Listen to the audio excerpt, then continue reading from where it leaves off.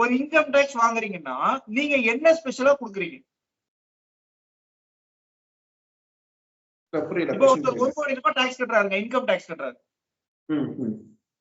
அந்த 1 கோடி ரூபாய் இன்கம் டாக்ஸ் கட்டினவனுக்கும் 1 ரூபாயும் இன்கம் டாக்ஸ் கட்டாதவங்களுக்கும் என்ன வேறுபாடு கொடுக்குறோம்? இல்ல அப்படின்ட்டு ஸ்பெஷலான ஒரு வேறுபாடு எதுவும் கிடையாது ஆக்சுவலா. அப்படி இல்லைன்னா அந்த 1 கோடி கட்டுறவங்களுக்கு நான் ஏன் கட்டணும்னு எண்ணம் வருமா வராது?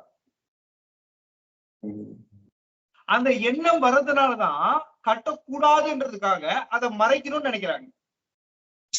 ஓகே, நான் கஷ்டப்பட்டு சம்பாதிச்சேன் எதுக்கு டாக்ஸ் கட்டணும் அப்படின்ற மாதிரி வெறுப்பாயிடுது. ஆமா, நான் உழைச்சு சம்பாதிச்சு நான் ஏன் டாக்ஸ் கட்டணும்? அப்ப அதை பதுக்கணும்னு நினைக்கிறாங்க.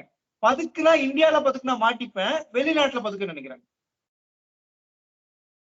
புரியுதுங்களா உங்களுக்கு? அப்ப நீங்க டாக்ஸே கட்டாதீங்க, சம்பாதிக்கிறதுக்கு டாக்ஸ் கட்ட வேணாம், ஜாலியா சம்பாதிங்க அப்படின்னா ஜாலியா சம்பாதிப்பாங்க, ஜாலியா செலவு பண்ணுவாங்க இந்தியாக்குள்ளேயே. நீ வெளிநாட்டுல இருந்து ஏதாவது பண்ணணும்னு நினைச்சியா போடு டாக்ஸ் டபுள் மடங்கு.